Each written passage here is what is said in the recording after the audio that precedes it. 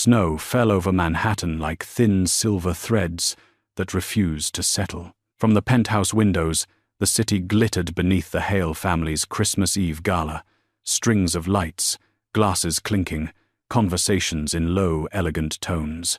Aubrey Collins stood near the 12-foot tree, smoothing the collar of her son's tiny navy sweater, trying to ignore the weight of eyes judging her from across the room. Noel clung to her hand, his small fingers cold and trembling. Tonight was supposed to be simple. Show up, smile, pretend her marriage wasn't collapsing from the inside out. But the moment the elevator chimed, something in the room shifted. People turned. Conversations clipped short. Julian Hale walked in wearing a tailored black tuxedo, confidence dripping from every polished step. And beside him, glittering in a red silk dress, was the young intern everyone had whispered about for months. Julian didn't even hide her tonight. He wanted the world to see. The air froze. Aubrey felt Noel stiffen. His breath hitched as he stared at the man he once ran to with unfiltered joy. The father he'd waited for every night. The father who promised he was busy, not gone.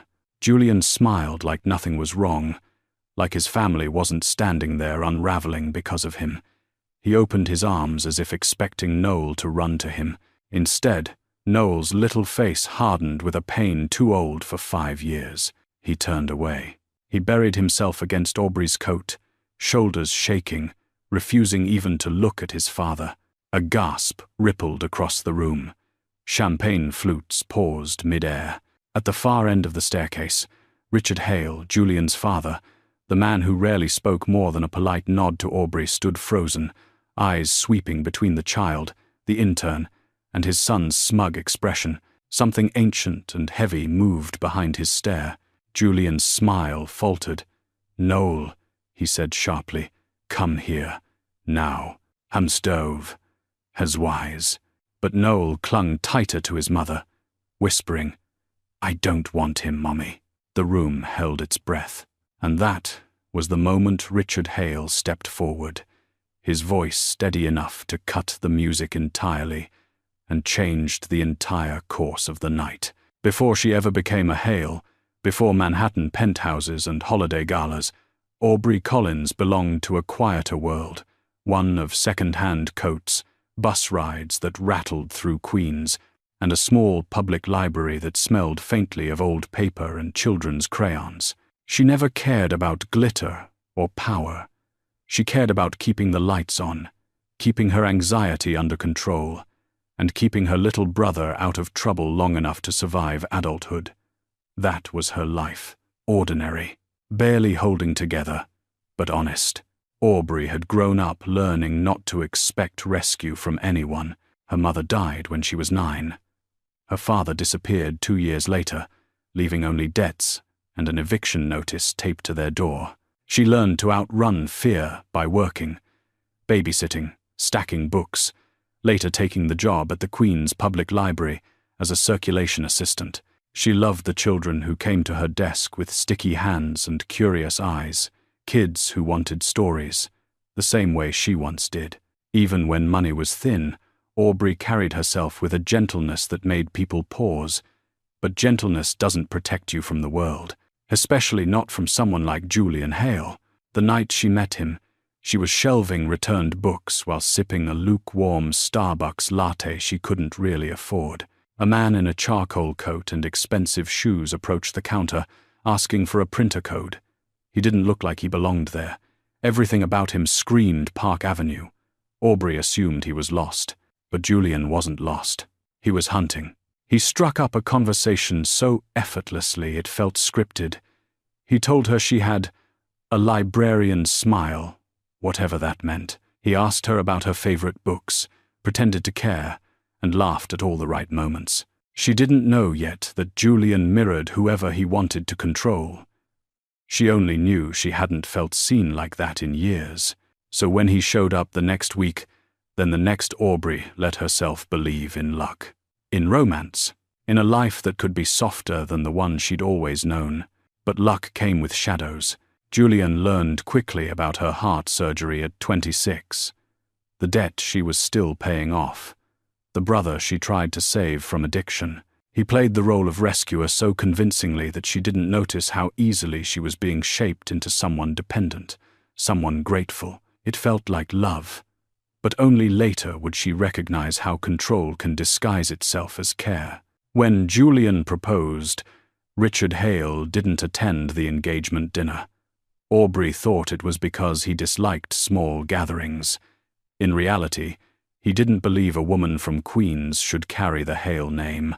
It was the first time she felt the sting of judgment from a family she desperately wanted to belong to. But Julian held her hand, promising he'd protect her from everything, including his father. Promises were cheap for him, but Aubrey didn't know that yet. After their wedding, she moved into the sleek penthouse with floor-to-ceiling windows, where Manhattan glowed like a distant promise. She tried to fit in, tried to make the Hale world her own. She learned which fork to use, how to greet investors politely, how to avoid drawing attention to the fact she'd grown up sharing a bedroom with her brother. And when Noah was born, she let herself believe she had finally built something real, something safe. But the Hale family had a way of testing softness until it cracked. During Noah's early years, Julian's love shifted into impatience, then irritation, then something colder. Aubrey blamed herself. She worked harder, loved harder, stretched herself thin trying to keep her little boy's world bright, so he would never feel the abandonment she once felt. Yet even then, she sensed something breaking beneath the surface, something sharp and dangerous wearing Julian's smile. And though she didn't know it yet, the world she'd built was about to collapse in ways she could never prepare for. And Noah would be the first to sense the storm coming. The Hale penthouse wasn't just a home. It was a castle suspended above Manhattan, a place where glass walls reflected the skyline and wealth hummed in the quiet air, like a constant reminder of who held the power. When Aubrey first stepped into the space as Julian's new wife, she felt small but hopeful, imagining she could become part of this world as long as she loved hard enough and worked quietly enough. She didn't know then that this world wasn't built for women like her. It was built to swallow them whole. Every morning, the city glittered beneath the massive windows, the sun catching the silver curve of the East River. Julian would drink his espresso while scrolling through stock tickers on his MacBook Pro, barely looking up as Aubrey prepared Noah's breakfast. The penthouse was beautiful, yes, but it was cold, cold in a way that lived in the walls, cold in the way silence settled after Julian left for work without kissing his son goodbye. Manhattan was supposed to be a fresh start for her, yet the higher she lived, the smaller she felt. Julian's world stretched far beyond the penthouse. The Park Avenue office tower where he strutted through glass corridors, the private dining rooms where investors toasted to numbers Aubrey didn't understand, the rooftop lounges where he brought clients, and, as she later learned, someone else entirely. Meanwhile, Aubrey's world shrank to places no one in the Hale circle noticed. The elevator she rode alone with Noah, the kitchen counter where she reheated leftover pasta, the shadowed hallway where she sometimes cried quietly, so her son wouldn't hear. Yet despite the loneliness, Aubrey created small corners of warmth. She set up a reading nook for Noah with soft blankets and his favorite storybooks. She kept a tiny Christmas ornament from her childhood on a shelf, something her mother had saved from a yard sale decades ago. It didn't match the luxury decor, and more than once, a Hale guest had lifted an eyebrow at it, but she kept it anyway, refusing to let the world erase her. Julian noticed these touches, and each time, his disapproval grew sharper. He would say things like, "This isn't Queens, Aubrey," or "Try not to make the place look sentimental," as if sentiment was a flaw. He replaced the ornament with a designer crystal globe one year, placing it front and center like a trophy. She didn't argue. She simply moved her ornament to Noah's shelf, where Julian wouldn't notice. Manhattan wasn't just a backdrop for their marriage. It became a battlefield, subtle, elegant, and relentless. At family events, investors' wives examined Aubrey like she was a museum piece missing a plaque. She learned to smile tightly, answer questions politely, and pretend she didn't hear whispers about her background. At Hale gatherings, Conversations danced around hedge funds, European villas, and ski trips in Aspen. Aubrey contributed stories about library programs, children's books, and affordable cooking tricks, none of which impressed anyone. But the hardest place of all was Richard Hale's townhouse on the Upper East Side. Every stair, every chandelier, every antique felt like a silent judgment. Richard barely spoke during dinners. When he did, his questions cut deeper than insults. "And how is the library work?" Or, "Is Noah speaking clearly yet?" As though she were somehow delaying her son's development. Still, Aubrey tried.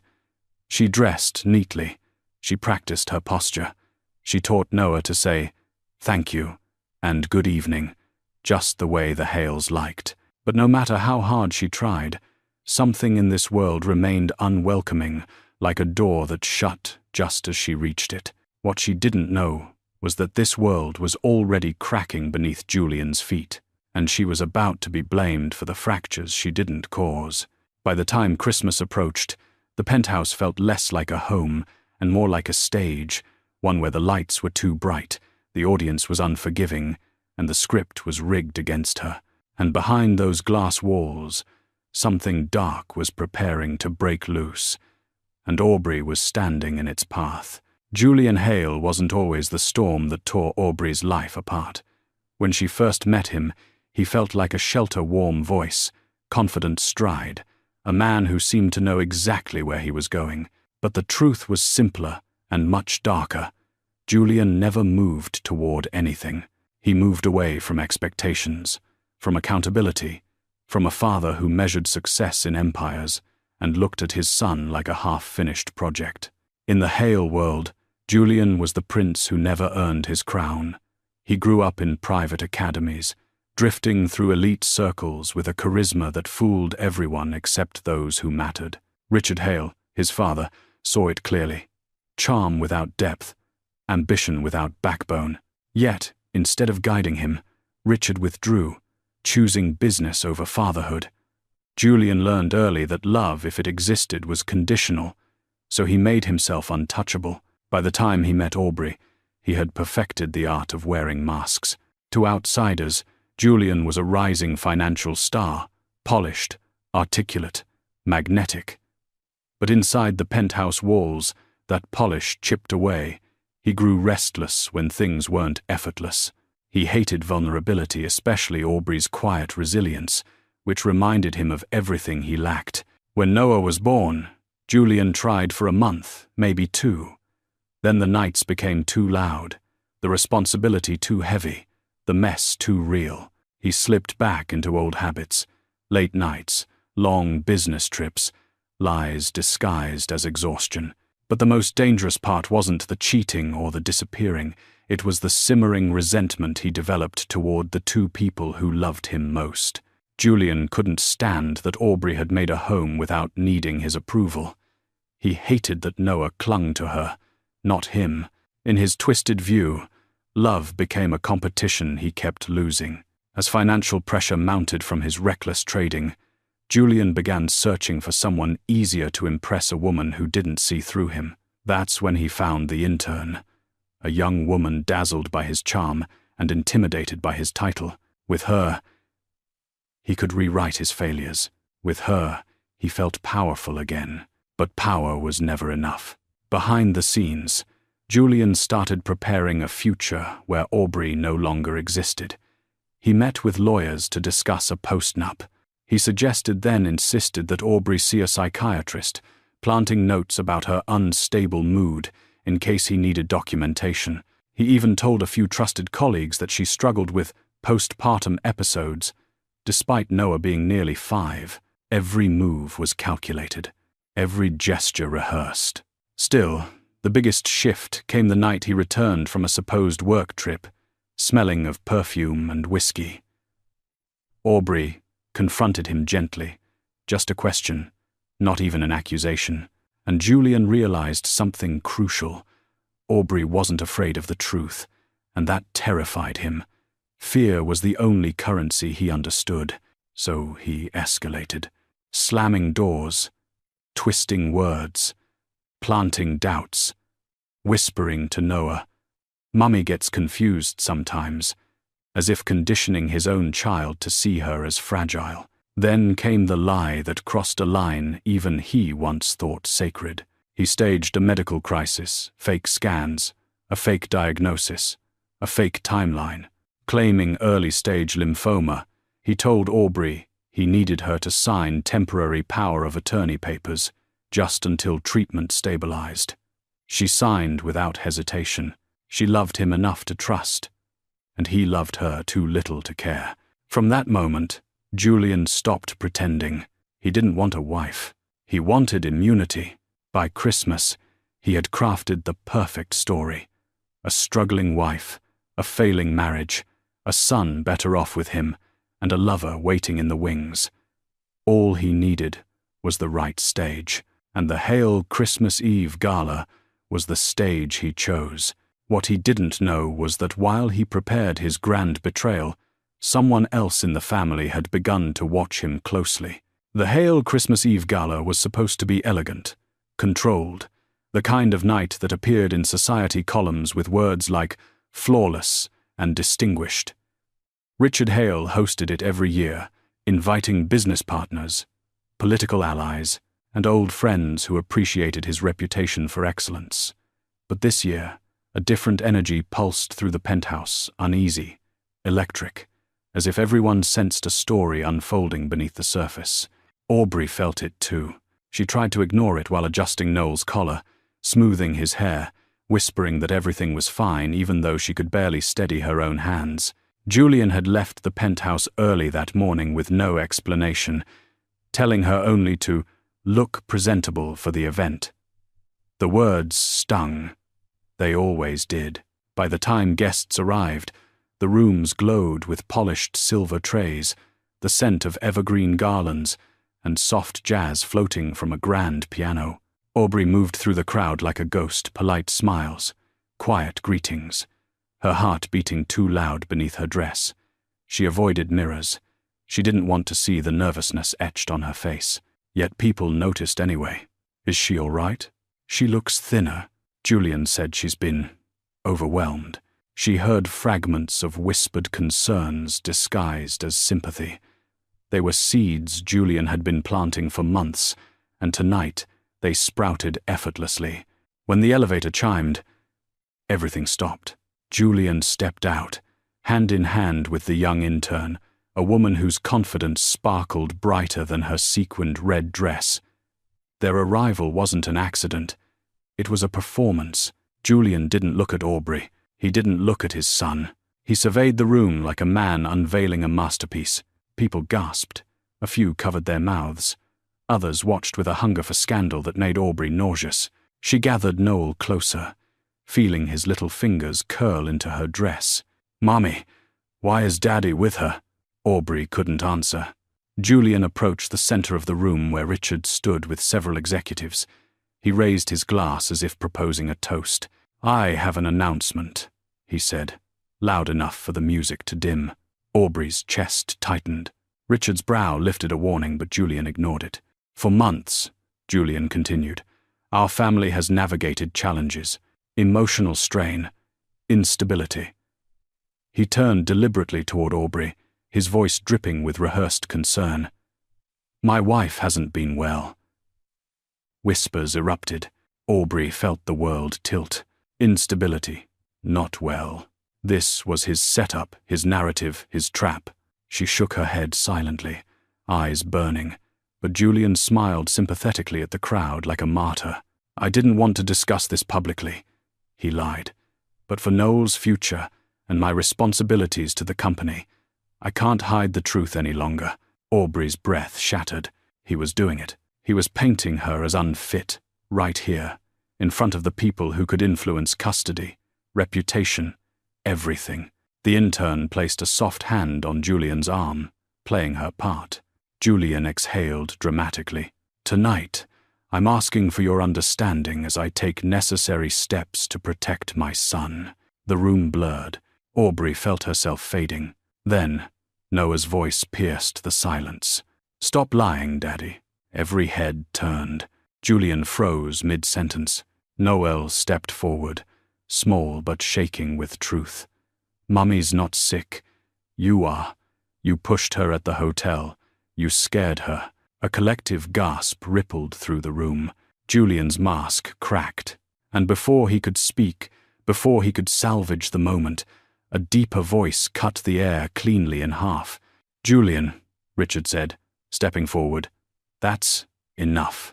The music died completely. The entire night had shifted, and Julian's plan was beginning to unravel. The moment Richard's voice sliced through the room, the gala fractured like glass. Conversations halted, the intern's smile disintegrated, and Julian's expression tensed into something sharp and dangerous. But for Aubrey, the world had already gone underwater. She felt as if she were drowning in slow motion, watching her life crumble while her own heartbeat thundered in her ears. Noel tugged at her hand, his small voice trembling. "Mummy, are you okay?" She couldn't answer. Her chest tightened so violently she had to step back, gripping a nearby column just to stay upright. The stunning chandelier above blurred into a smear of gold. She heard people whisper, some concerned, others gleeful at the unfolding drama. Is she having an episode? Did Julian say she was unstable? Poor thing. Or maybe he's right. The words stabbed her one by one. Julian seized the moment. He moved toward her with rehearsed urgency, lifting his hands as though guiding a fragile patient. "See? This is what I've been dealing with," he announced to the crowd. "Aubrey, sit down. You're not well." No. It was the final insult spoken sweetly, publicly, intentionally. Aubrey flinched. "Don't," she whispered, voice cracking, but Julian grabbed her arm anyway, giving it a controlling squeeze masked as concern. His breath brushed her ear. "Make a scene and I'll take Noah tomorrow morning. Permanently." Terror shot through her. Her knees weakened. She pulled away sharply, but the sudden movement made her stumble. Gasps erupted. Someone reached to steady her, but she shook them off. She wasn't collapsing because she was unstable. She was collapsing because the man she once trusted was now dismantling her life piece by piece while pretending to save her. Noel burst into tears. "Stop touching Mummy," he cried, voice echoing across the marble floor. Aubrey crouched down to hold him, her body trembling. She wished she could be strong for him, but the weight was too heavy. Weeks of fear, months of manipulation, years of trying to fit into a world that rejected her, all of it crushed her at once. She buried her face in Noah's hair and let out a sound she didn't recognize, a small, broken sob. It wasn't dramatic or loud. It was the sound of someone finally understanding she had no safety left. Richard watched from across the room, his jaw tightening. For the first time, something like regret flickered in his eyes. He saw not a fragile woman, but someone who had been pushed to the brink. The intern, suddenly unsure, took a step back from Julian. Even she sensed the cruelty in the air. Julian tried again, louder this time. "Aubrey, you need help. This isn't normal." The humiliation burned. She could feel dozens of eyes pinning her to the floor.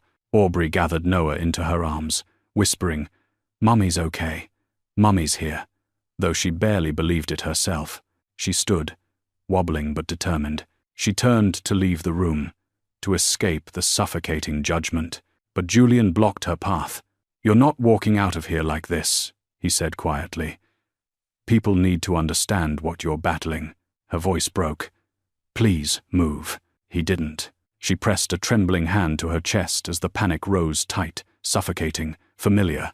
She had fought anxiety since childhood, but never like this. Never while the man she married shoved her deeper into it. Her vision dimmed at the edges. She swayed. Noah screamed her name, and just as her body began to give out, strong hands caught her, not Julian's, but Richard's. "Enough," Richard growled. His voice didn't just quiet the room, it froze it. Aubrey felt herself collapsing into the arms of the last person she ever expected to save her.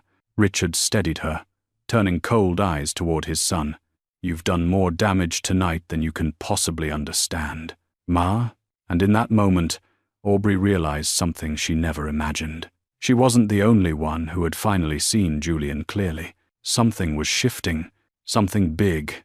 Richard Hale was not a man easily shaken, but as he helped Aubrey steady herself, feeling how light she'd become, how violently she trembled, something inside him shifted, something long buried under decades of pride and silence. He looked at her, truly looked, and saw not weakness but a woman crushed beneath a sun he no longer recognized. Julian sensed that shift and panicked. "Dad, don't get pulled into her drama," he said, trying to regain control. "You know how she gets when what, Julian?"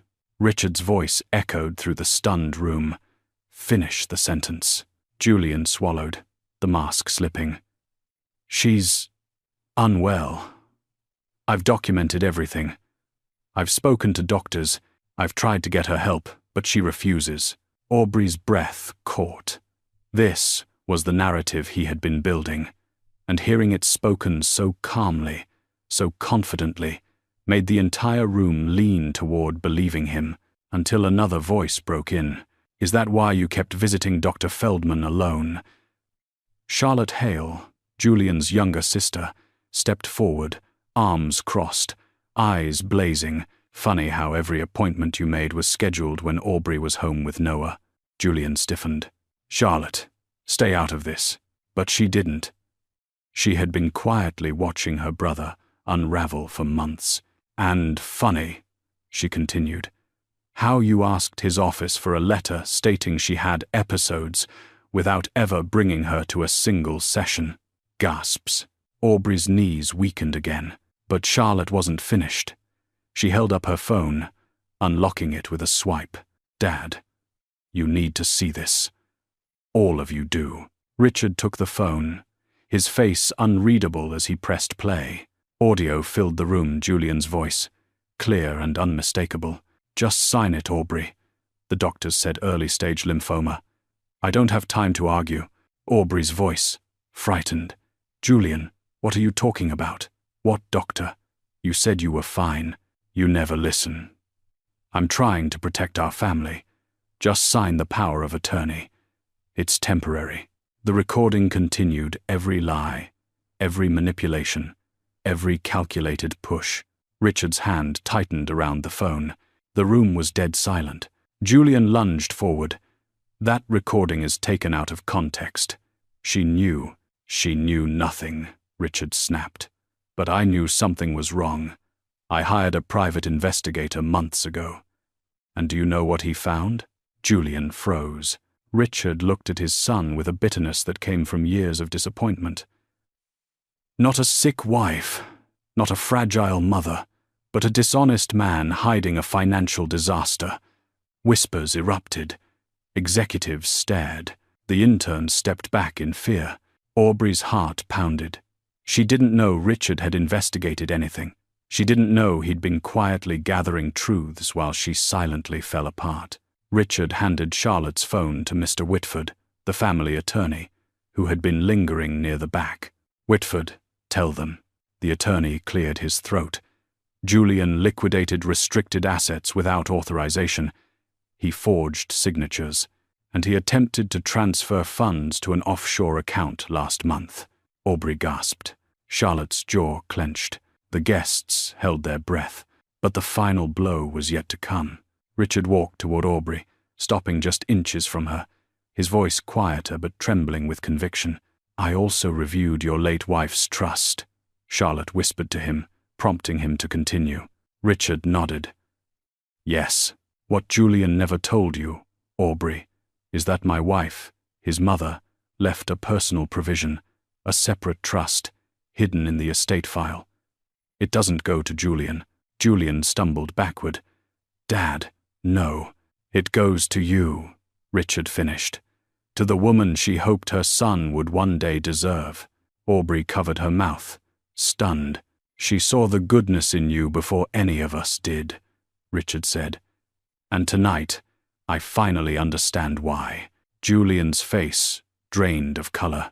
His plan had collapsed publicly, brutally, irreversibly, and in the center of the room, the truth finally stood with Aubrey, and for the first time in years, she wasn't alone. The morning after the gala felt unreal, as though Aubrey had slipped into a life belonging to someone braver, stronger, more deserving than she ever believed herself to be. The sunrise spilled across the penthouse windows, casting soft gold over the same rooms that had once suffocated her. But the air felt different now, lighter, sharper, like the first breath after surfacing from deep water. Julian was gone. Richard's security team had escorted him out some time after midnight, leaving a silence more peaceful than any apology he could ever give. The intern had vanished too, along with whatever illusions she'd clung to the night before. Aubrey sat at the dining table, a cup of untouched tea cooling between her hands. Noah slept in the next room, exhausted from the emotional storm he'd weathered. She wished she could shield him from everything, but children sense truth before adults do. He had known something was wrong long before she admitted it. Charlotte entered quietly, holding a neatly folded stack of clothes. "Thought you might want something that's not yesterday's disaster," she said gently. Aubrey managed a small laugh, surprised she even could. "Thank you. I didn't know you were watching." Charlotte sat across from her. "I've been watching for a long time. I just didn't know how to help until it mattered." Aubrey looked down at her hands, steady for the first time in months. "I feel like I'm waking up in someone else's life." "No," Charlotte corrected softly. "You're waking up in yours, too." Hours later, after a long shower that felt like washing away years of fear, Aubrey dressed in the clothes Charlotte brought. Simple black trousers, a soft cream blouse, nothing extravagant. But when she caught her reflection, she didn't see the frightened woman from the gala. She saw fire, determination, a face shaped not by luxury but by surviving it. Richard was waiting for her in his study, a room lined with dark mahogany shelves and city maps framed in gold. He rose when she entered, something almost fatherly in his expression. "Aubrey," he began, "I owe you apologies I can't articulate well. I misjudged you. Worse, I allowed myself to ignore what was right in front of me." She shook her head. "You didn't know." "I should have," he insisted. "My silence enabled Julian. That ends now." He motioned to a folder on his desk. Aubrey hesitated before opening it. Inside were documents, legal ones bearing her name, the trust from Julian's mother, access to a townhouse in Brooklyn, financial protections, custody advisors, a team at her disposal. Her throat tightened. "Richard, this is yours," he interrupted. "Not charity. Not pity. My wife left it for you because she believed her son would need a woman of strength. I now see she wasn't wrong." Emotion stung her eyes. She quickly blinked it back. "I don't know how to start over," she admitted. "Then start small," Richard said. "Start with choosing yourself for once." Windu passed. His words landed deep, pressing into places she'd never dared explore. Later that afternoon, Charlotte took her shopping, but not for glamour, just intentional pieces. A fitted black coat, a pair of boots that made her feel grounded, a simple, elegant shoulder bag. No flash, no hale perfection, just Aubrey reinvented, not transformed into someone she wasn't. Back at the penthouse, she tied her hair loosely, applied a light touch of makeup, and took a long breath. She didn't look wealthy. She didn't look powerful. She looked whole. Noah woke from his nap and blinked at her. "Mummy, you look new." Aubrey smiled, lifting him into her arms. "I think I am." That evening, she stepped out onto the balcony, the Manhattan skyline glowing beneath a lavender sky. For the first time since she'd moved here, the city didn't feel like a cage. It felt like possibility. Behind her, Charlotte whispered, "He won't see you coming." Aubrey's eyes hardened with quiet resolve. "Good," she said, "because I'm done running." She wasn't just surviving anymore, she was rising. The boardroom of Hale Investments was not designed for drama. It was built for decisions cold, calculated, profitable decisions. Floor-to-ceiling windows framed the Manhattan skyline, while a 14-foot table of polished walnut reflected every tension-filled stare. Executives, attorneys, and senior partners filled the seats, murmuring as they waited for the emergency meeting Richard had called. Aubrey entered quietly, wearing the black coat and calm resolve she had earned, not borrowed. She wasn't here to perform. She wasn't here to win approval. She was here to end something. Charlotte walked beside her like a shield, and Mr. Whitford followed with a stack of sealed documents.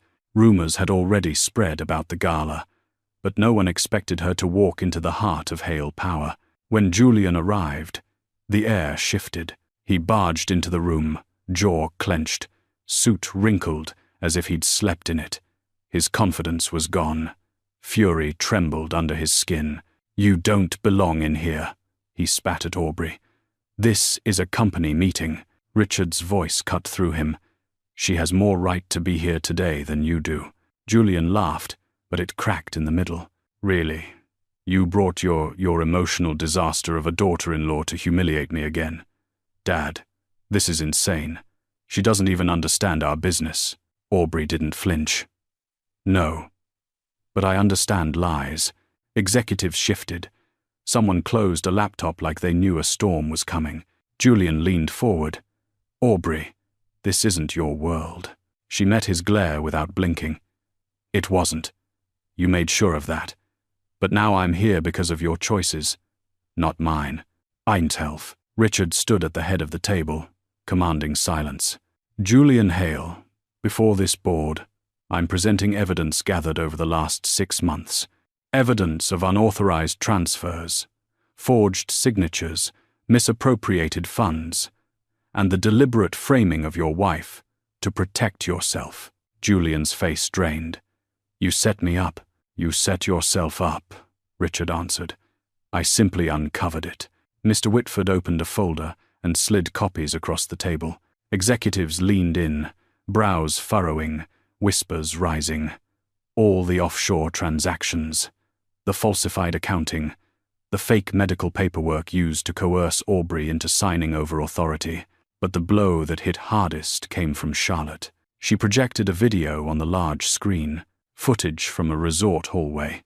Aubrey stumbling, Julian grabbing her arm, a shove, quick, cruel, unmistakable. A gasp rippled across the boardroom. Julian turned toward Charlotte, betrayed. You had no right.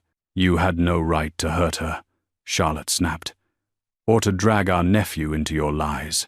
Julian stepped back, chest heaving. "You're all ungrateful. Everything I did was to protect this family." Aubrey rose slowly, her voice steady. "You didn't protect anything. You destroyed the one thing that mattered, trust." He whirled on her.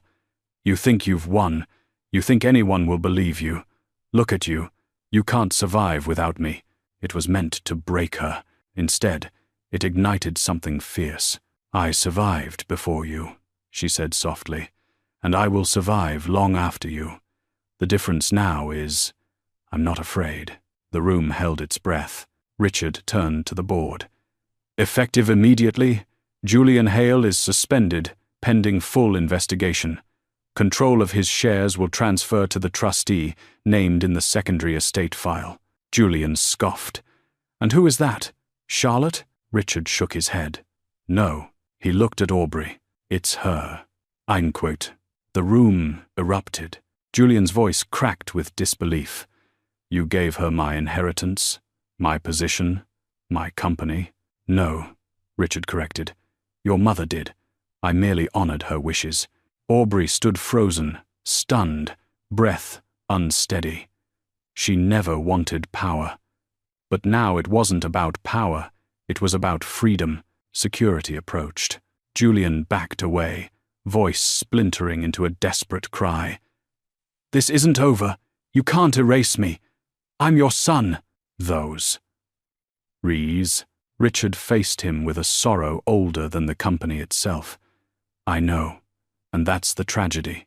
As Julian was escorted out, he locked eyes with Aubrey, fury burning. But for the first time, his anger didn't touch her.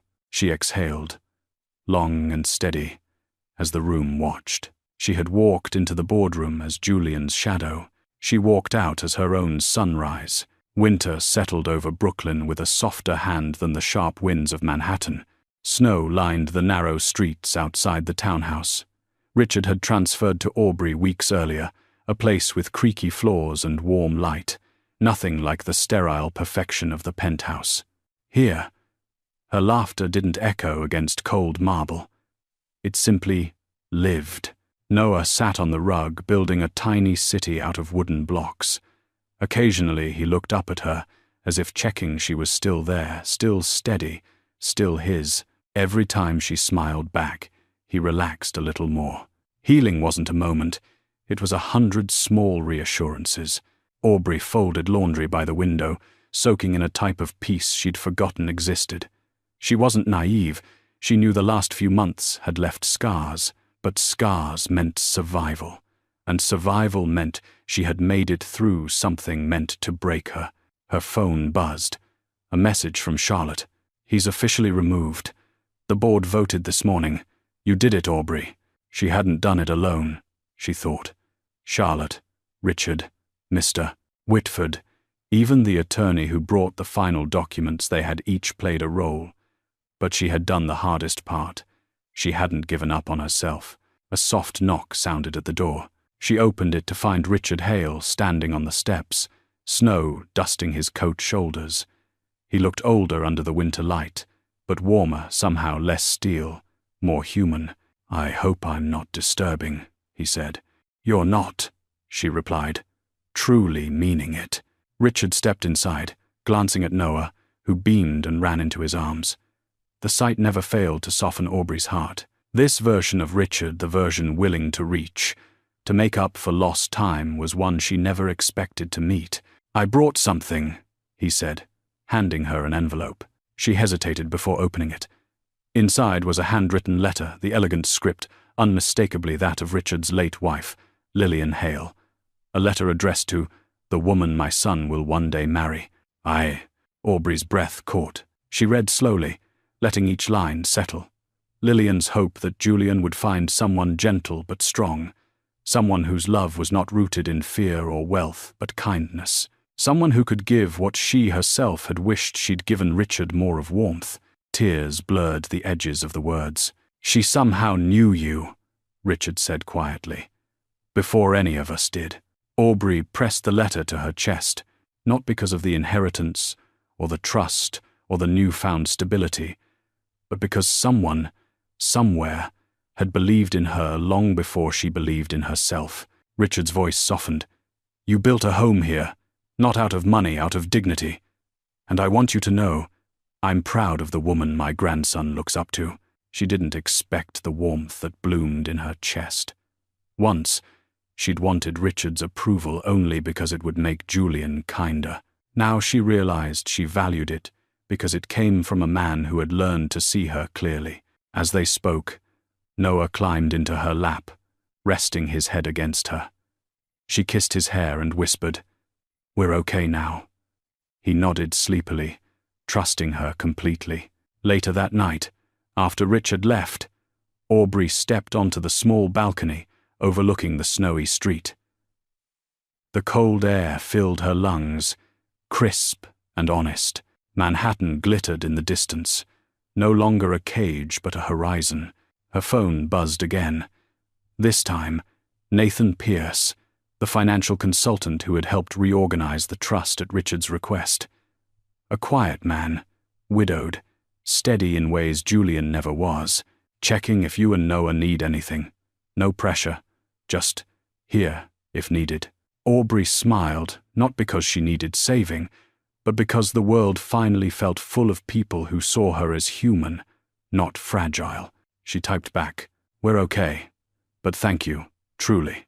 Round, when she put the phone down, she whispered into the winter air, I'm not afraid anymore. And it was true. Aubrey Collins had walked through betrayal, humiliation, manipulation, and fear, and emerged with her son, her dignity, and the love of a family she never realized she could choose. Her story wasn't about falling, it was about rising. and as snow drifted softly around her, she understood something she wished every woman could know. Strength doesn't always roar. Sometimes it simply refuses to break. The fallout from the boardroom confrontation didn't settle quietly. It rippled across Manhattan like a winter storm, hitting the skyline, swift, sharp, and impossible to ignore. Within 48 hours, news outlets began whispering about internal shifts at Hale Investments, though the full truth remained shielded behind legal confidentiality. Still, those closest to power already knew the story. Julian Hale had fallen, and it had been a spectacular fall.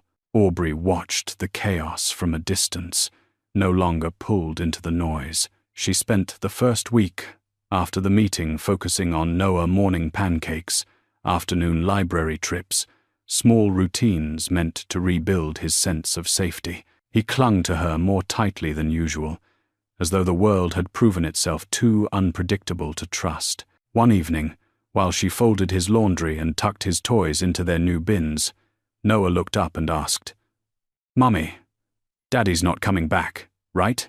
Aubrey knelt beside him. "He can still see you," she said carefully, "but he won't live with us again. Not unless it's safe." Noah processed that slowly, then nodded. "Okay, I like it quiet here." Her heart swelled with both sorrow and relief. Meanwhile, Julian spiraled. Security footage soon surfaced of him storming out of his father's estate, screaming at paparazzi, kicking a trash bin when no one answered his calls. The intern filed her own complaint, fearful he would retaliate after using her and discarding her. Investors who once praised him now avoided his name like a contagious rumor. But the most devastating blow wasn't public humiliation. It was private. Richard refused to take his calls. Julian tried everything: emails, voice messages, even showing up unannounced at the townhouse, only to be turned away at the gate. He yelled, threatened, pleaded, but Richard, for the first time in his life, chose boundaries over blood. And that cut Julian deeper than any corporate loss. Meanwhile, Aubrey was healing, not perfectly, not quickly, but honestly. She met with a therapist recommended by Charlotte, learning to name the things she had endured: manipulation, coercion, emotional battery. She learned that healing wasn't about erasing pain, but acknowledging it without letting it define her. One cold January afternoon, Aubrey visited her old library job in Queens. The children's section still smelled like crayons and paperback glue. Her former co-workers hugged her tight, surprised but happy to see her. For a moment, she wondered if she might return someday, not out of necessity but nostalgia, maybe even love. But her life was no longer confined to small corners. She had choices now.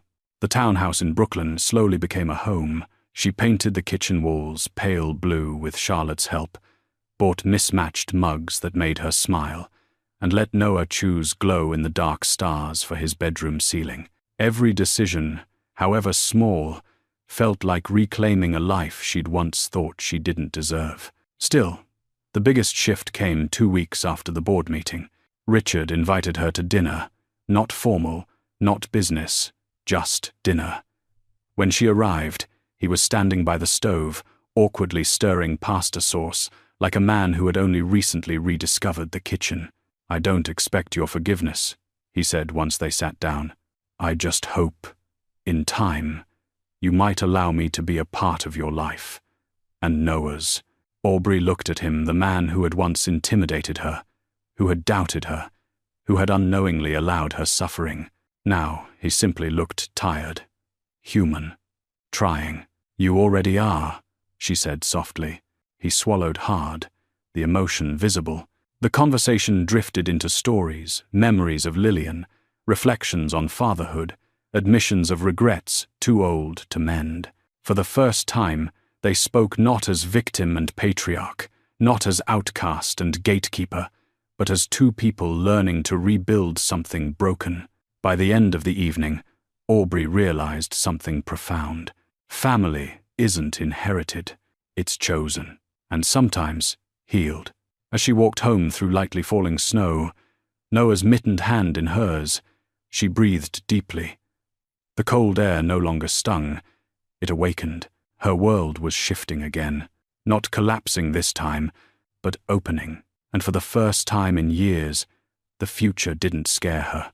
It called to her. Life had finally begun to feel steady again. But healing has a strange way of revealing truth. Truth that waits until a person is strong enough to face it. For Aubrey, that moment arrived on a quiet Thursday morning. She was sorting through boxes Richard had sent from the penthouse storage documents, photos, old holiday cards. Most of it was harmless, but near the bottom of a worn folder, she found an envelope with her name typed neatly across the front. Not handwritten, typed. Her heart tightened. She hadn't typed it. Neither had Richard. And Julian. He hadn't written anything for her in years. Inside was a set of medical invoices. She froze. The dates were from 18 months earlier. Surgeries, treatments, specialist consultations, each one billed under her name, but she had never received any treatment during that time. She'd barely visited a doctor. At the bottom, insurance claims, prescriptions, a note marked follow-up for neurological evaluation. Her hands trembled. Julian hadn't just implied she was unstable, he'd forged documents months before building his narrative. He'd created a medical paper trail to frame her as mentally unfit, long before the resort incident, long before the gala. It was all part of a plan that started when she was still forgiving him. Nausea rolled over her. She pressed a hand to her forehead, trying to steady her breathing. She wanted to believe she had already faced the worst of him, but this cruelty was deeper, sharper, almost unbelievable. She sank to the floor, documents scattered around her, like pieces of a life she didn't recognize. A soft knock pulled her back. It was Charlotte. "Richard said you might find that box today," she said quietly. Aubrey held up the papers. "Did you know about this?" Charlotte hesitated. "Not all of it. I knew he was manipulating things, but I didn't know he went this far." Aubrey felt tears burn behind her eyes. Why would he do this? Why was destroying me easier than leaving me? Charlotte knelt beside her. Because leaving you meant facing his own failures. Blaming you was easier. You became his excuse. Aubrey shook her head, whispering, "I trusted him, even when he didn't deserve it." Charlotte placed a gentle hand on her shoulder. "That's not weakness, Aubrey. That's who you are. And it's why he tried to break you, because he couldn't be what you believed he was." Later that afternoon, Richard arrived after Charlotte called him. He studied the documents, his face darkening with every forged signature, every fake prescription. "He intended to make you look incompetent," Richard said quietly. "If things hadn't come to light, he could have taken Noah." The thought nearly crushed her. Richard's jaw tightened. "Aubrey, I need to show you something else." He handed her a locked leather binder. Inside were pages of Julian's financial notes, scribbles, plans, calculations, and at the back, a section titled Exit Strategy. Her name was written there. So was Noah's. Line after line revealed Julian's plan to move assets offshore, divorce her quietly, and seek full custody by using the fabricated medical record. A new life in another city, another country far from her. Aubrey's breath shattered. Was he planning to take my son away permanently? Richard lowered his head. Yes. Silence engulfed the room. After a few minutes, Aubrey whispered, "How do I forgive myself for staying so long?" "You don't," Richard said softly. "You forgive yourself for surviving." She studied him, this man who once doubted her, now standing firmly in her corner. "Why are you helping me so much?" she asked quietly. Richard swallowed. "Because I failed someone before. My wife, and I won't fail you and Noah too." For the first time, Aubrey didn't feel alone inside the wreckage of truth. She gathered the documents, steadying her breath. These weren't weapons anymore. They were evidence. They were closure. They were the final pieces of a puzzle she hadn't seen fully until now. And as she stood up, Her voice no longer shook. "I'm done being afraid of the past," she said. "Let's finish this." Richard nodded, pride flickering behind his eyes.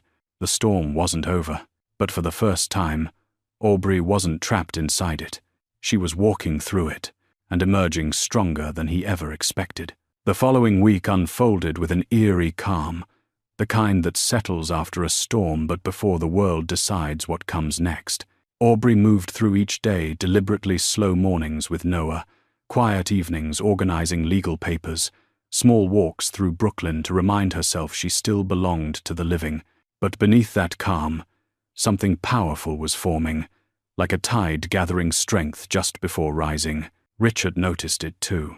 He visited more frequently, not out of obligation, but because the silence in his townhouse felt heavier now that he understood how much he had missed, how blind he had been. One afternoon, he stopped by with a folder under his arm and a stiffness in his shoulders that suggested he had spent the entire night awake. "Aubrey," he said, stepping into the kitchen, "I need a moment of your time." She poured him tea, still getting used to the version of him that accepted warmth without resisting it. "Is this about Julian?" "In a way." He set the folder down. "There's more to settle than his suspension. The board wants answers. Stability. A clear plan. And in order to protect you and Noah, I need to make a decision I should have made long ago." Aubrey felt tension creep up her spine. "What decision?" Richard took a slow breath. "To erase Julian's influence entirely." She blinked. "Richard, he's your son." "I know," he said softly. "And that's the burden I've carried far too long. Protecting him has caused more damage than facing the truth ever could." He slid the folder toward her. Inside were 2 documents, a full transfer of Julian's remaining voting power to an independent trustee, and a petition requesting a court-supervised restructuring of his inheritance. Aubrey looked up sharply. "You're cutting him out." "I'm giving him the chance," Richard corrected, "to rebuild his life without destroying everyone around him." She hesitated. "Do you think he'll ever change?" Richard's eyes dimmed. "Not while he believes he still has something left to control." Silence stretched across the kitchen, broken only by the sound of Noah humming from the living room as he colored. Aubrey closed the folder slowly.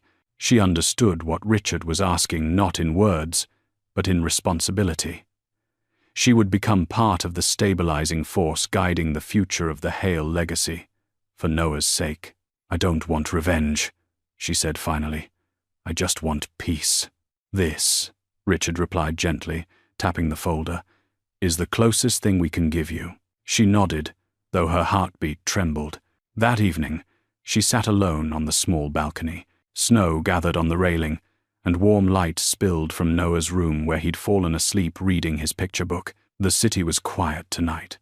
The kind of quiet that made a person feel suspended between past and future. A soft buzz interrupted her thoughts. A message from Nathan Pierce. "Checking on you. Not for legal reasons, just to make sure you're breathing in all of this." She smiled faintly. He had a way of phrasing concern that didn't feel intrusive. "I'm breathing," she replied. "Some days deeper than others. A moment later, that's enough. One breath is the start of everything." She stared at the words longer than she needed to. When she returned inside, she found Richard waiting near the doorway, hat in hand. "I have something else to tell you," he said. "Something personal." Aubrey paused. "What is it?" "I rewrote my own will," he said. "Not to replace Julian, but to ensure Noah's future doesn't depend on whether his father ever learns to be a decent man." Emotion punched the air from her lungs. "Richard, I don't know what to say. Just promise me one thing," he whispered. "Raise him to be better than both of us." Aubrey nodded, her voice barely audible. As he left, she stood by the door, her hand resting on the frame. For the first time, she sensed the future shifting, not because someone was pulling her, not because she was running, but because she was choosing. This decision wasn't loud, it wasn't dramatic, It didn't echo through boardrooms or shatter trust funds. It was quiet, personal, unshakable. Aubrey Collins was stepping into a role she never wanted, but one she was finally strong enough to carry. And that silent decision would change everything that came next. Julian Hale had always been a man who mistook audacity for intelligence. Even after being suspended and cut out of the boardroom, he still believed deeply, delusionally, that he could spin reality back under his control. He spent nights pacing the cramped rental where he was staying, lit only by the glow of his laptop, plotting a comeback that had less to do with redemption and more to do with revenge. In his mind, Christmas was the perfect stage. Public, emotional, symbolic, and he planned to reclaim his power, not through apology, but through spectacle. Julian convinced himself that the Hales were overreacting, that Aubrey was manipulative, that Charlotte was jealous of his position, and that Richard was simply old and confused. He rewrote the narrative until he became the victim.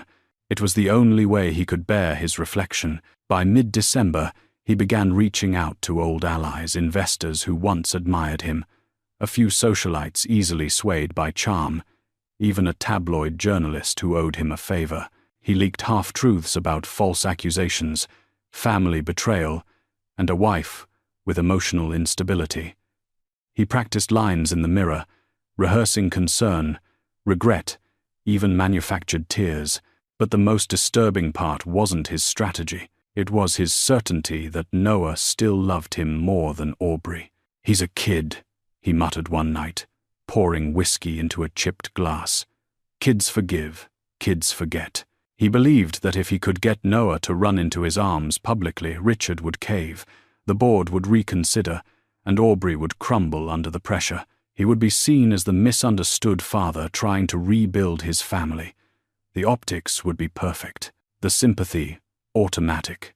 To Julian, love wasn't love.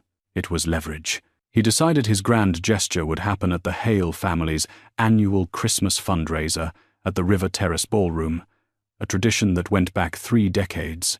Even after the chaos of the gala weeks earlier, Richard refused to cancel it. The fundraiser wasn't about the family. It supported children's hospitals across New York. Richard wouldn't punish innocent families because of Julian's destruction. Julian saw an opening. He arrived uninvited hours before the event, slipping through a side entrance with the confidence of someone who still believed the world belonged to him. He bribed a junior staff member to leave a back door unlocked. He studied the guest list, noting which influential names would attend. In his twisted mind, they weren't witnesses, they were tools. He planned every detail. He'd walk in at the height of the evening. He'd demand the mic for a brief family announcement. He'd talk about forgiveness, about a father's love, about fighting to be part of his son's life. Then he'd call for Noah. And he was certain, absolutely certain, that Noah would run to him, because Julian couldn't fathom a world where his own child feared him. Meanwhile, Aubrey prepared for the night with quiet dread. Richard insisted on extra security, and Charlotte remained glued to her side. They were cautious, but none of them knew the full extent of Julian's desperation. As the fundraiser began, the ballroom sparkled under thousands of white lights. Children sang carols, donors mingled, and soft laughter floated through the air. Aubrey held Noah's hand tightly, as though the room were made of glass. Near the entrance, a staff member hesitated, noticing a tall man in a dark coat lingering near the side door. Before she could alert anyone, he slipped inside with a polished smile that didn't reach his eyes. Julian Hale was ready to rewrite the story, ready to reclaim what he believed was his, ready to destroy whatever stood between him and control. He straightened his tie, took a slow breath, and stepped deeper into the ballroom. It would take only one moment, one perfectly timed move, to change everything. At least, that's what he believed. The night before the fundraiser felt heavier than winter itself. Snow drifted past the townhouse windows in slow spirals, settling softly against the glass, but inside Aubrey's chest, a storm churned stubbornly. She tucked Noah into bed early, smoothing the blanket over his small shoulders, humming the lullaby her mother once sang to her. He drifted off with his hand loosely gripping hers, as if anchoring himself to the one constant he still recognized. She lingered beside him longer than she meant to. Something about the night pressed uneasily against her ribs. She couldn't name it, but she felt it the way animals sense an earthquake before the ground shifts. Downstairs, the house was dim except for the kitchen lamp. Charlotte sat at the counter with 2 mugs of peppermint tea, waiting for her. When Aubrey entered, Charlotte gave her a tentative smile. "You're thinking yourself into circles," she said gently. "I can't help it," Aubrey whispered, wrapping her fingers around the warm mug. "Tomorrow is the first big event since everything. What if people stare? What if they talk? What if they blame me for what happened to Julian?" Charlotte shook her head. "Anyone who blames you isn't worth hearing, and the ones who matter already know the truth." That should have comforted her. It didn't. She stared at her reflection in the window, the same eyes, the same face, but carrying a weight she hadn't asked for. She wondered if she would ever feel normal again, or if her life had been permanently split into before Julian and after Julian. Charlotte must have sensed her spiraling, because she set down her mug and said, "Come here." She guided Aubrey into the living room, where she had laid out a dress for the fundraiser. A simple winter white gown that wasn't flashy, wasn't loud, but elegant in its softness. "I thought you might want something that feels like you," Charlotte said. "Not like the version of you the Hales tried to manufacture." Aubrey touched the fabric with trembling fingers. "It's beautiful." "You're beautiful," Charlotte corrected. "This just reminds you." Aubrey exhaled shakily. "I'm scared of Julian." She paused. "That was part of it, but not the whole truth." "No. I'm scared of stepping into a room where everyone expects something from me. I'm scared of failing Noah. I'm scared of messing up whatever future Richard is trying to build. I'm scared of being seen." Charlotte was quiet for a long moment. Then she said, "You don't owe anyone a performance tomorrow. You just have to walk in with your son. That alone is victory."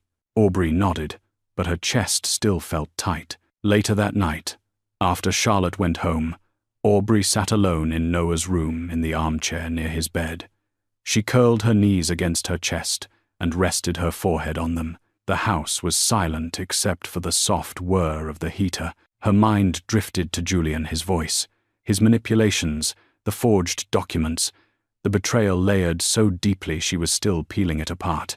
She remembered the first time he told her he loved her, the last time he made her feel afraid, the moment she realized survival meant letting go. She wondered where he was now, whether he was thinking about Noah, whether he blamed her for losing everything. She hoped he wasn't planning something, but fear clung stubbornly.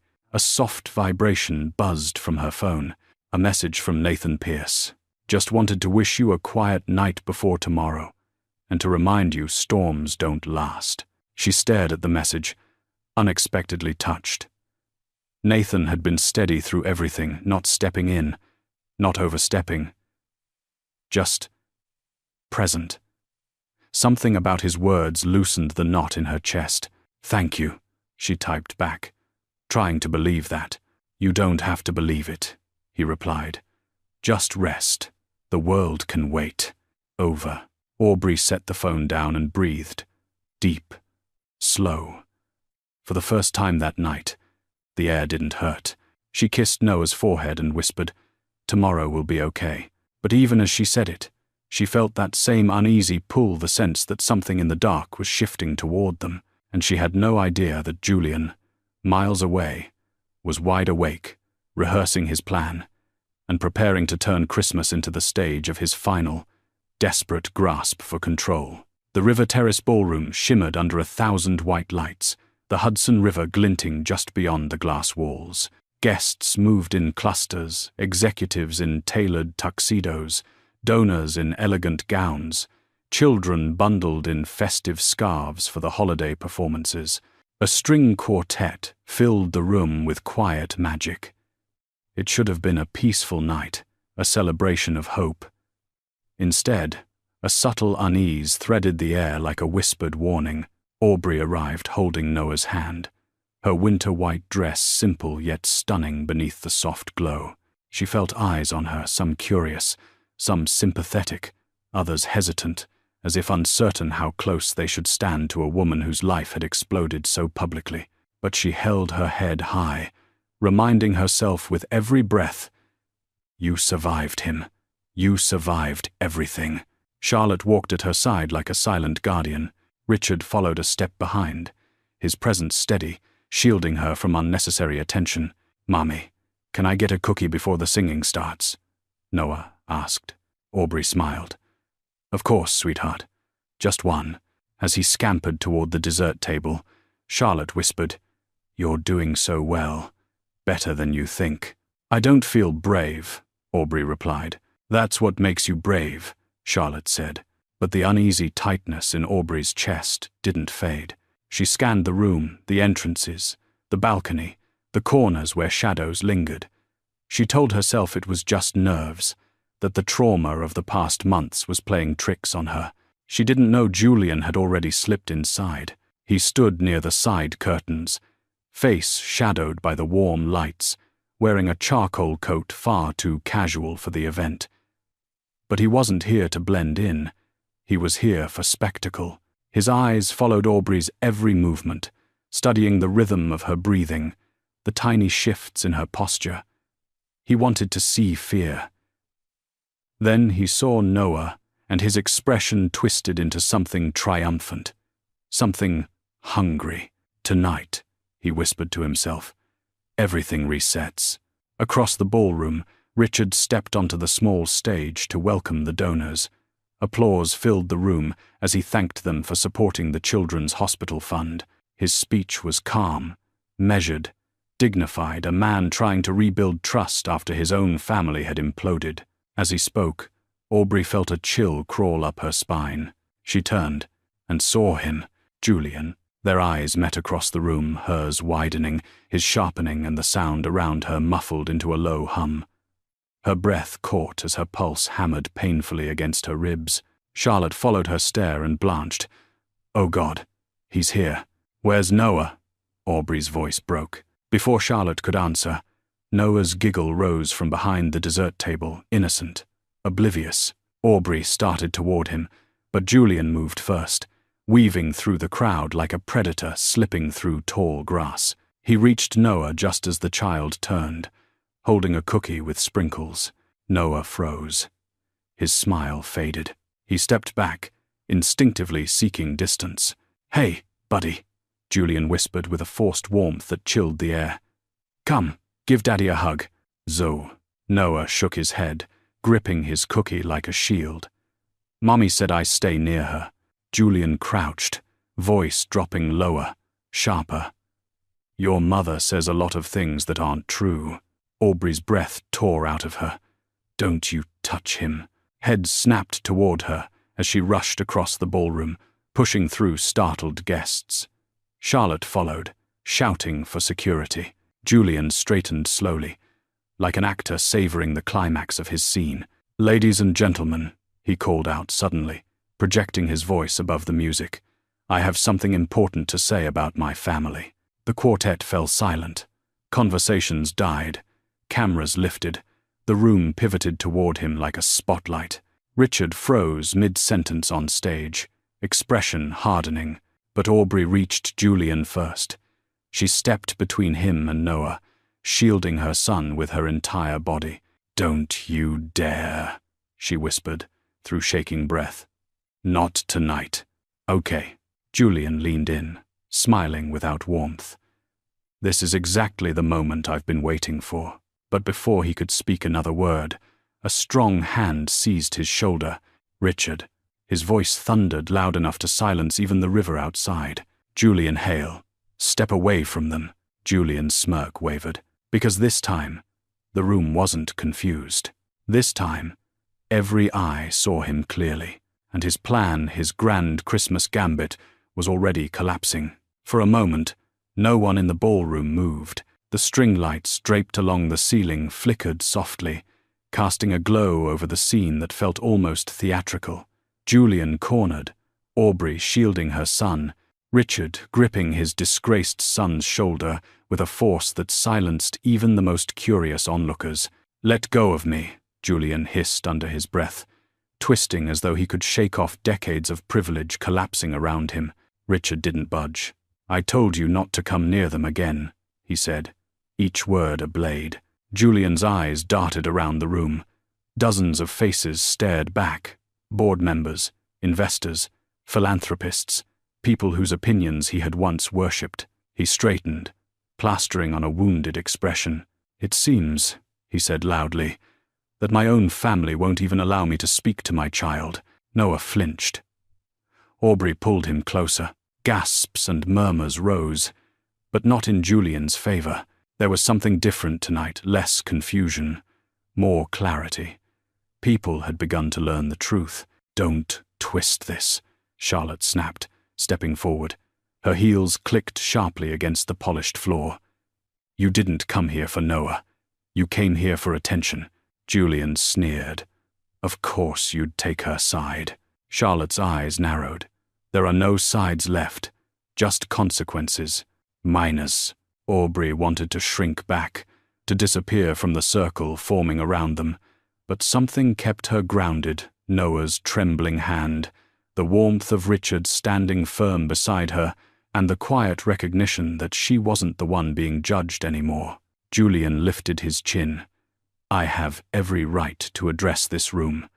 People deserve to hear the truth." "Then let's tell them," Richard said. He moved past Julian and stepped into the center of the ballroom as though taking the stage of a courtroom. Conversations stilled, all eyes turned. Richard's voice was deep, commanding. "Many of you are aware that my family has faced difficult revelations in recent months. I wanted these matters to remain private, but since my son insists on making a spectacle," he shot Julian a sharp glance, "then let the truth be public as well." Julian paled. "Dad, don't." "Silence," Richard said, not raising his voice yet somehow shaking the room. Aubrey instinctively braced herself, expecting blame, expecting disappointment. Old fear still lived in her bones, but Richard didn't look at her with shame. He looked at her with something closer to atonement. He addressed the crowd. "Aubrey Collins was not the cause of our family's turmoil. She was the victim of manipulation, deceit, and cruelty originating from the one person meant to protect her." "Bye." Gasps. Whispers. People leaned in. Julian stepped forward, desperate now. "You don't know what she's done." "No," Richard interrupted. "I know exactly what you have done." He signaled to Mr. Whitford, who stepped forward with a tablet. With a tap, audio from the gala began to play Julian, coercing Aubrey with a fake diagnosis, urging her to sign over power of attorney. The room erupted. Someone whispered, "My God." Another said, "That's criminal." "Oh." Julian lunged for the tablet, but 2 security guards intercepted him. "You planned to take her child," Richard continued, "to create a false record of instability, to steal funds tied to the very foundation this event supports." Julian's face twisted. "This is a setup. This is all because you're choosing her, this woman, over your own blood." Richard's reply was quiet, but it carried farther than any shout. "I'm choosing integrity." Aubrey felt her breath catch. Richard turned to her, then truly turned to her, and said, "And I'm choosing the person my wife believed in long before I had the courage to." She pressed a hand to her mouth. Stunned, Julian snapped, "You think she deserves this respect? She's nothing. She was nothing before me." Aubrey stepped forward. "No," she said, voice steady. "I was someone before you. I just forgot for a while." And tens froze. The room applauded, not loudly, but in a low, rising wave of approval that washed over her, warm and steady. Julian's mask split completely. He lunged. Toward her, toward Noah. Security grabbed him instantly. A terrified cry escaped Noah's throat as Julian was pinned to the ground, struggling, shouting incoherent threats. Aubrey dropped to her knees. wrapping her arms around her son. "It's okay," she whispered. "I've got you. Mummy's here." 24. Richard knelt beside them, placing a trembling hand on the boy's back, and as Julian was dragged from the ballroom, screaming into the cold night, the truth settled over everyone. This wasn't just the unraveling of a man. It was the liberation of his victim, and the rebirth of the family he tried to destroy. The ballroom felt strangely hollow after Julian was dragged out, like all the oxygen he once poisoned the room with had finally disappeared, leaving behind a fragile, stunned silence. The guests didn't know whether to return to their conversations or simply stand in the stillness, witnessing a moment too raw to ignore. The string quartet attempted to resume playing, but the first trembling notes collapsed into silence again. The real performance was happening in the center of the room. Aubrey knelt on the floor beside Noah, holding him as if she were afraid he might dissolve in her arms. His small body shook with leftover terror, but he clung to her like she was the last solid thing in the world. And maybe she was. Charlotte rushed to them, breathless. "Is he hurt? Aubrey, are you okay?" Aubrey nodded, though her hands trembled.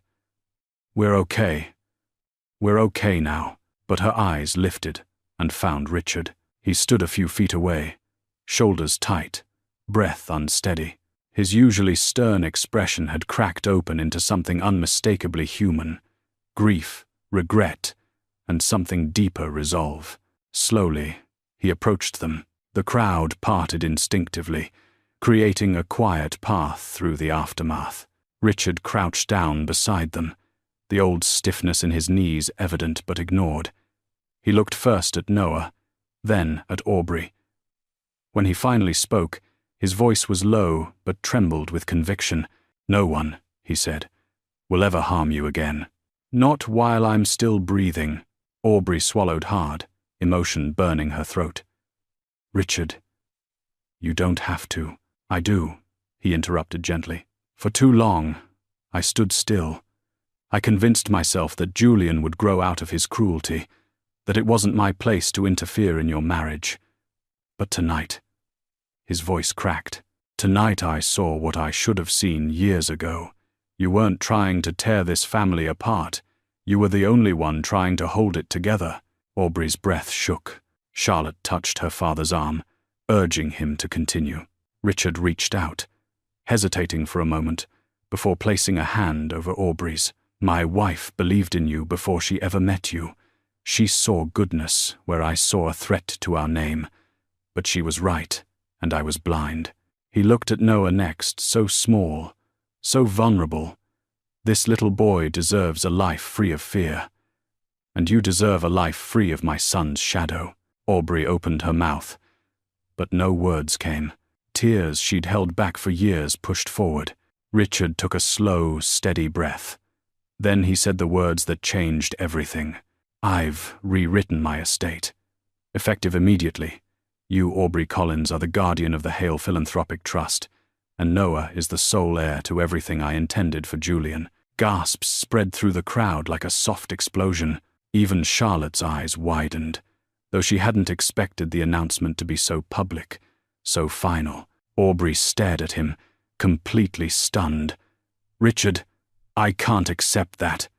People will say I manipulated." "Let them talk," he said firmly. "I know the truth, and anyone worth knowing does too." She shook her head, overwhelmed. "But this is your legacy." He nodded. "Exactly. And I choose to place it in hands that won't squander it." A murmur rippled through the ballroom, not of scandal, but of admiration. Something had shifted. Something old and rotted had been cut away, and what remained was strangely, unexpectedly hopeful. Richard wasn't finished. "In front of every witness here," he continued, rising slowly but with authority, "I want it known that Aubrey Collins is family, not by marriage, by choice, my choice." Aubrey covered her mouth, tears slipping past her fingers. Noah looked up at his grandfather, eyes brimming. "Does that mean you pick Mommy?" Richard's voice gentled. "Yes, Noah, I pick your mum. I pick both of you." The little boy launched himself into Richard's arms, the tension finally releasing in one pure burst of relief. Aubrey watched them, chest aching with a joy so unfamiliar she didn't know how to hold it. For the first time since marrying into the Hale family, she wasn't the outsider. She wasn't the burden. She wasn't the accusation. She wasn't the excuse. She was the choice. And as Richard wrapped both arms around Noah, then reached one hand toward her, inviting her into the embrace, Aubrey stepped forward without fear. Her past had nearly destroyed her, but her future had just chosen her back. In the days that followed the fundraiser, the Hale family name buzzed through Manhattan like a spreading wildfire, except this time it wasn't scandal that carried the flame, but transformation. The board issued formal statements about restructuring. Donors praised Richard's integrity, and quietly, discreetly, security measures doubled around the townhouse where Aubrey and Noah lived. But inside that townhouse, life took on a different rhythm. Slower, softer, almost peaceful. Noah slept through the night again for the first time in months. Aubrey watched him curled into his blanket, his breaths even and untroubled, and felt something inside her unclench, something she didn't know she'd been holding. The next morning, she found a note slipped under her door. Richard's handwriting, neat, deliberate. "Thank you for your courage. Thank you for protecting my grandson. And thank you for giving this family a chance to be better than it was. R.H." Aubrey folded the note gently and placed it in her drawer. She wasn't sure whether it felt like closure or a beginning. Later that afternoon, Charlotte stopped by with grocery bags and a grin. "All right," she said, setting them down. "We're making soup." Aubrey laughed. "Soup? Why soup?" "Because the world is chaos," Charlotte replied, pulling vegetables from the bags. "And soup is order." Aubrey shook her head, but something warm filled her chest. Charlotte had become more than an ally. She was family in the truest sense, a sister not by blood, but by battle. As they chopped vegetables, Charlotte said, "Dad wants you to take a more active role in the foundation. He trusts you." Aubrey froze mid-slice. "Me? Charlotte, I don't know anything about running a philanthropic organization." "You know how to care," Charlotte said. "That's the part everyone else forgets." Aubrey looked down, flustered. "I don't want people thinking I'm taking advantage of."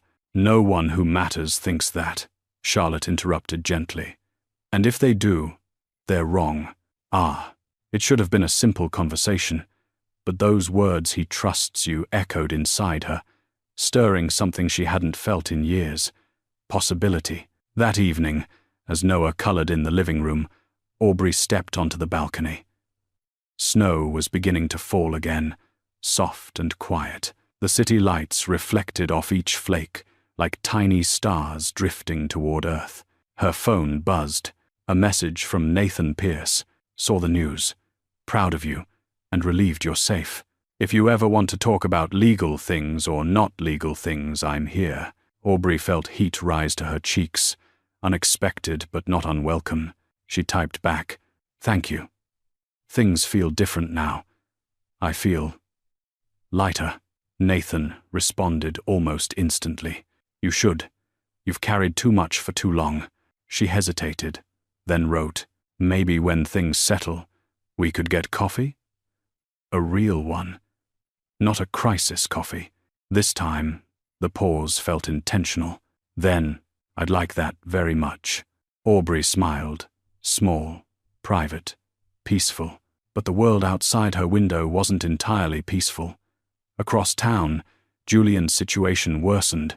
He had been charged with multiple counts: financial misconduct, attempted fraud, harassment, and reckless endangerment. His lawyers scrambled, but the evidence was overwhelming, especially the audio recordings, the forged documents, the footage from the resort. He tried to call Aubrey once. She blocked the number. He tried twice more. She blocked the new numbers, too. Eventually, even the noise faded. One night, Richard called her. "He's agreed to a plea deal," he said. "Mandatory rehabilitation, financial restitution, and strict boundaries regarding you and Noah. Aubrey exhaled, tension draining from her shoulders. Thank you. I should be thanking you, Richard said. You saved my family, Aubrey, even when it tried to break you. She swallowed the lump in her throat. After they hung up, she walked to Noah's room. He was asleep, clutching his stuffed bear. She brushed a hand over his hair and whispered, "We're okay now. We really are."